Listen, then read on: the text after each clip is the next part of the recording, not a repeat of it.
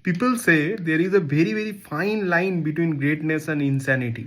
তো যবে থেকে জুলিয়ান নাগলসম্যানের জার্মানি এই ধরনের একটা হাই প্রেসিং ওভারলোড হয়ে যাচ্ছে, সেন্ট্রাল এরিয়া ফুল ব্যাক দুজনেই প্রচন্ড উপরে উঠে যাচ্ছে, এই ধরনের একটা ক্লাব লেভেলে যে ধরনের ফুটবল খেলা হয় সেই ধরনের ফুটবল ন্যাশনাল লেভেলে খেলতে শুরু করলো, 90% analyst on the internet they went mad. They were like এই ধরনের খেলা খেলা পসিবল নয় ন্যাশনাল লেভেলে। তার কারণ ন্যাশনাল লেভেলে জেনারেলি একটু হলেও টিমরা প্র্যাগম্যাটিক হবে, 3 কিংবা 4 জনের একটা রেস ডিফেন্স থাকা উচিত, এবং আউটস্কোর করার যে ব্যাপারটা ন্যাশনাল টিমে সেটা সবসময় নাও পসিবল হতে পারে। তার কারণ এই ধরনের মেথড খেলার জন্য যে ধরনের ট্রেনিং দরকার, যে ধরনের সিঙ্ক্রোনাইজেশন দরকার, সেটা মোস্ট প্রবলি ন্যাশনাল টিমে সঙ্গে সঙ্গে পাওয়া সম্ভব নয়।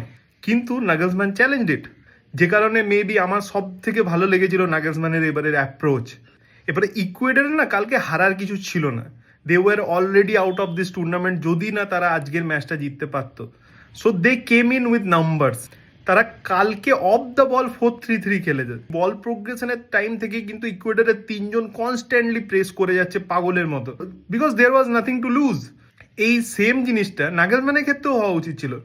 তারা অলরেডি গ্রুপ চ্যাম্পিয়ন, সে চাইলেই কিন্তু রুডিগারকে বসিয়ে মালিক থিয়াওকে একটা সেন্টার ব্যাক হিসেবে ট্রাই করতে পারতো, তার কারণ রুডিগারের সেই স্পিড এখন নেই। এই ধরনের সিস্টেমে মোস্ট প্রবলি মালিক থিয়াও যেহেতু সে প্রচন্ড ইয়াং, তাকে একটা ইউজ করে দেখা যেতেই পারে। হয়তো সানেকে বসিয়ে এই ম্যাচের লেভেলিংকে ইউজ করা যেতে পারতো, কিন্তু আদতে যখন মালিক থিয়াও এলো তখন কাকে সাবস্টিটিউট করা হলো সেকেন্ড হাফে?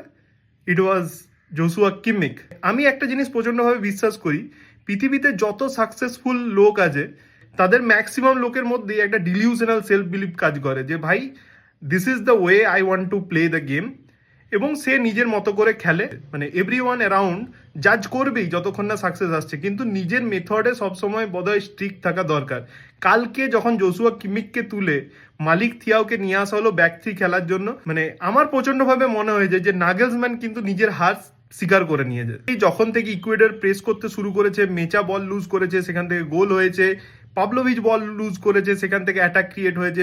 এরকম অনেকবার হয়েছে যেখানে জার্মানির প্লেয়াররা প্রোগ্রেশনের সময় বল লুজ করেছে, সেই টাইমে যখন চেঞ্জ করা হলো তখন অবভিয়াসলি স্টিলারকে একটা নিয়ে আসা হয়েছিল, that was a good decision. তারপরে যখন উন্ডাবকে নিয়ে আসা হলো তখন আমার একটা আইডিয়া ছিল যে Nagelsmann actually starting the game, যে হয়তো মুসিয়ালা ফিজিক্যালি স্ট্রাগল করছে, সেক্ষেত্রে কাই হাভার্টসকে একটা নাম্বার 10 করে দেওয়া হবে, but he didn't do that. Say completely নিজের ট্যাকটিক্যাল আইডিয়াকে সুইচ করে একটা অন্যরকম ভাবে খেলার চেষ্টা করলো।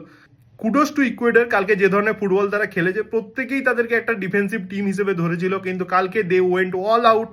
দেয়ার ওয়াজ মাল্টিপল মিসড অপরচুনিটিস, যদি সেগুলো তারা নিতে পারতো হয়তো আরো বেটার রেজাল্ট হতে পারতো, কিন্তু অ্যাট দ্য সেম টাইম তারা কিন্তু আজকে রাউন্ড অফ 32 এর জন্য অলমোস্ট